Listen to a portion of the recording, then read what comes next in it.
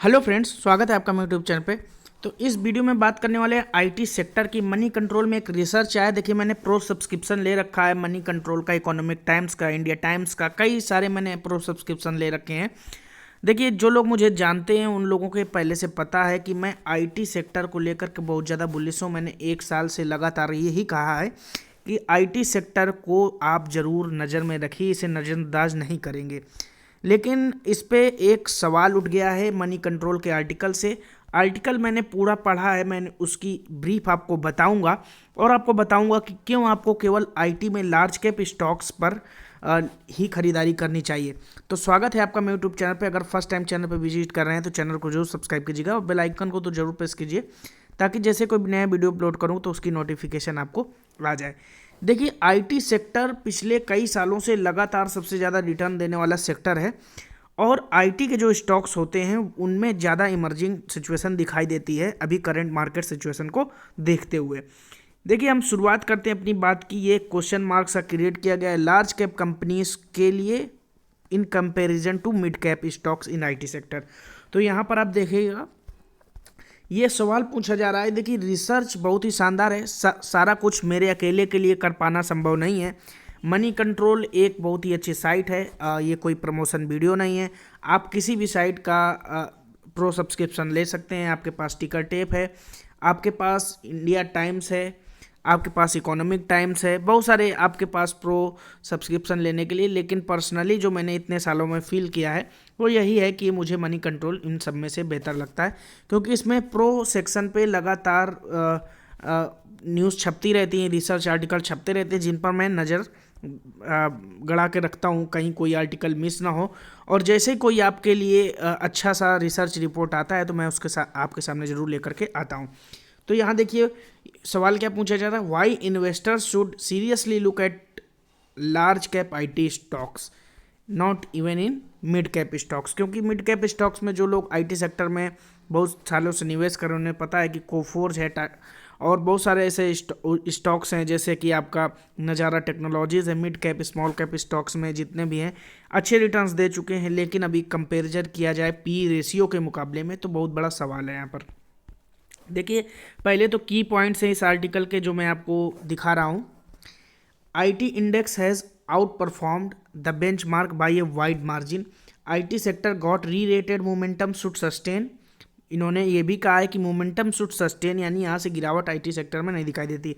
जब आईटी 34,000 के लेवल पर जाने की तैयारी में था तो मैंने आपसे कहा था कि 34,500 के नीचे की गिरावट नहीं होगी। जो लगातार मेरा आईटी सेक्टर के वीडियोस देखते हैं उन लोगों को पता होगा कि फिर 34,500 के नीचे की गिरावट नहीं दिखाई, क्योंकि मुझे ऐसा लगता है इमर्जिंग सेक्टर आने वाले कुछ सालों में, पिछले 8 साल में 7 गुना हुआ। एक म्यूचुअल फंड मैंने आपको बताया था पिछले वीडियोज़ में, आप जाकर देख सकते हैं।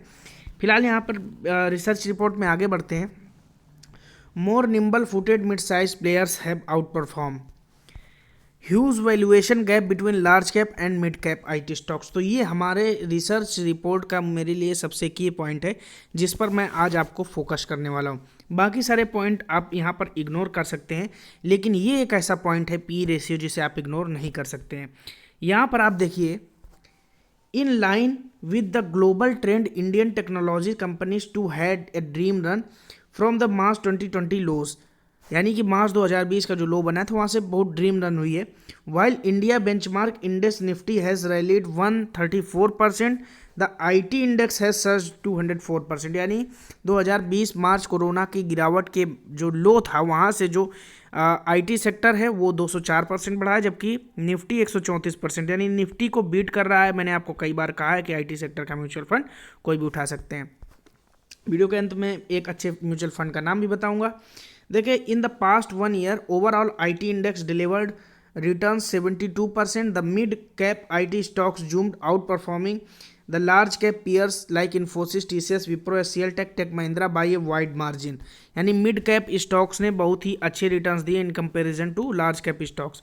कोफोर्ज को आप देखिए यहाँ पर मिड कैप स्टॉक्स में तो 127.5%, हैप्पीएस्ट माइंड 300.9% का।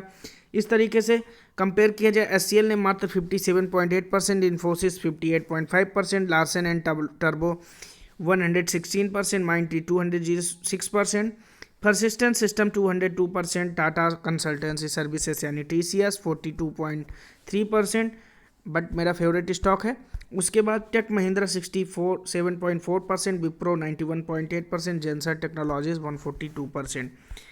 अब यहाँ पर वैल्यूएशन गैप भी बहुत दिखाई दे रहा है। कोफोर्ज में आप देखिएगा, कोफोर्ज का पी रेशियो यहाँ पर जो दिखाई दे रहा है 50.3, जबकि हैप्पीएस्ट माइंड्स का आप देखिए 101.1, L&T का 46.8, माइंड ट्री का 52.6, परसिस्टेंट सिस्टम 48.3, जेंसर का आप देख सकते हैं 26.2। जबकि अगर हम बात कर लें लार्ज कैप के पी रेशियो की तो 24.3, SCL का, इन्फोसिस का 30.2, TCS का 36.4, टेक महिंद्रा का 22.5, विप्रो का 28.2। अगर इन दोनों के वैल्यूएशन में कंपेयर किया जाए तो एवरेज IT लार्ज कैप है वो 24, मिड कैप जो है आपका 44 और निफ्टी का 20। यानी IT सेक्टर में निफ्टी के मुकाबले करेक्शन दिखाई दे सकता है, लेकिन पिछले 8 सालों में एक ऐसा म्यूचुअल फंड मैंने आपको बताया है, एक SBI टेक्नोलॉजी IT सेक्टर का, एक आपका ICICI प्रूडेंशियल टेक्नोलॉजी का म्यूचुअल फंड, जिसमें इन्होंने 95% IT सेक्टर में निवेश किया हुआ। तो ये आपको जागृत करने के लिए था कि अगर आप शेयर मार्केट में कोई पर्टिकुलर शेयर लेके निवेश करते हैं तो आपके लिए अब IT के मिड कैप में स्टॉक्स लेना काफ़ी ज़्यादा रिस्की हो सकता है, क्योंकि इनके वैल्यूएशन इनके खुद के लार्ज कैप स्टॉक के वैल्यूएशन के बहुत ज़्यादा है, तो कंपैरिजन करने के बाद। तो मुझे ऐसा लगता है कि अगर आप चाहते हैं कि आपका पैसा बिल्कुल ग्रोथ में बना रहे और पैसा आपका सेफ बना रहे, तो आपको फ़िलहाल IT के लार्ज कैप स्टॉक्स में ही खरीदारी करनी चाहिए। वीडियो कैसा लगा कमेंट बॉक्स पे जरूर बताइएगा। फर्स्ट टाइम चैनल पे विजिट है तो चैनल को सब्सक्राइब कीजिएगा। Thank you for watching. जय हिंद।